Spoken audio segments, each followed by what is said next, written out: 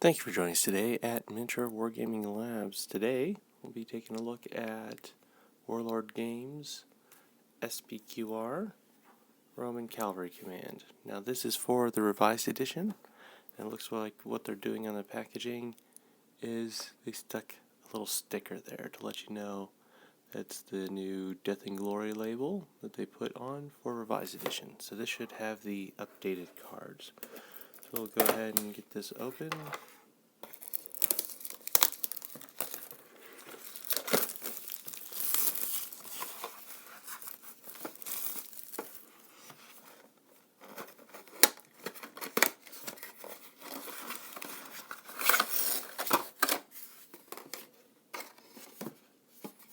Alright, so let's open the second packaging.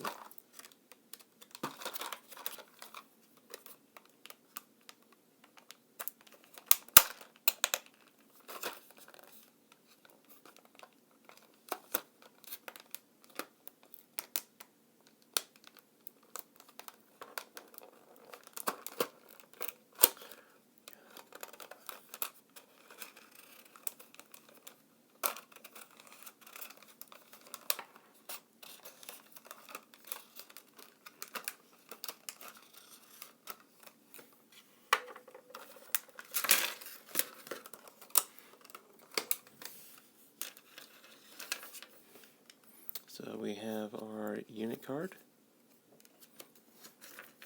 and it's packed by John, the 3 bases, and 3 figures.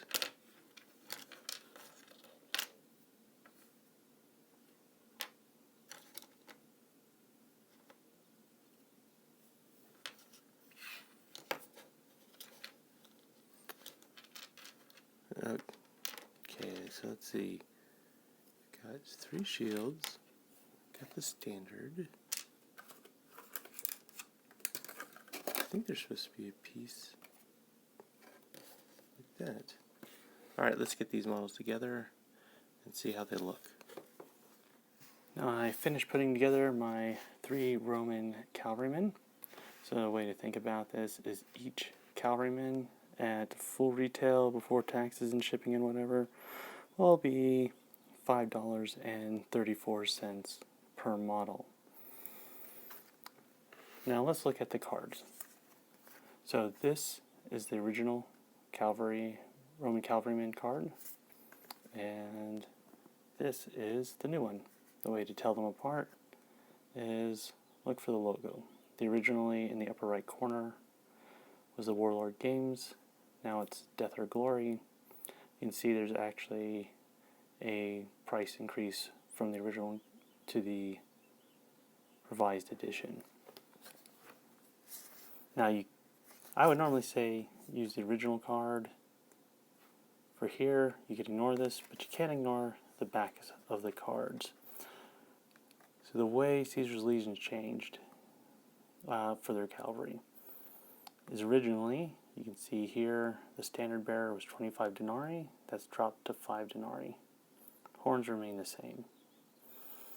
But the big change is the drop in melee dice and in armor value. So they slightly increase the price and decrease the combat value. So melee dice is dropped to 1. The armor bonus is from +4 to +3. Everything else pretty much remains the same. Now let's talk about some of the issues with the models. These are Warlord Games resin. I really don't like resin all that much. I prefer plastic or metal. Now, you will find slight voids in these, and these horse hoofs are very delicate. The models, even in transit, would sometimes rip off their base. One of my issues was the hornman. I heated this thing and tried to bend it back into shape. It's still got a slight curve, but I'm just afraid of breaking it because it's so thin right here. But that comes with the resin. Tried some water to heat it up. Got close, but not perfect. Now one thing I say is that unlike the other cavalryman here. I haven't attached his shield. So in most Roman cavalry released by Warlord games, the left arm is an integral part of the model. In the commander and the trumpeter, the arm is attached to the shield, which you attach to the model. So I went ahead and glued it together. Now, my biggest issue was with the standard bearer, and that's because the box didn't come with the sphere.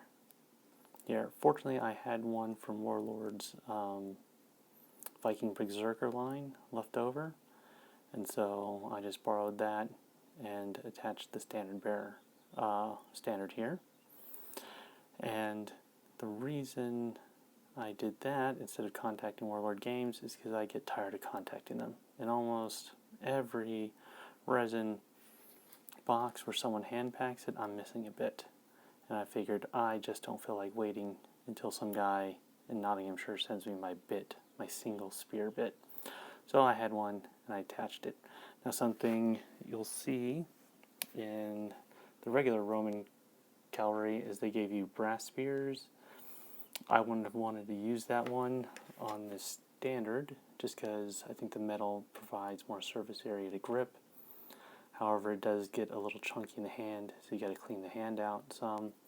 And of course, you'll notice that I used 2 points to affix the standard right there. So I glued the end to his calf and to his hand, and this is just for transit purposes. Overall, these models are fine. They're not my favorite. They're all right at the $533 price. I pretty much got them because I already had the Roman Cavalry and I wanted the new card. So I got the Roman Cavalry Command. Well, this is Miniature Wargaming Labs, and we'll see you next time.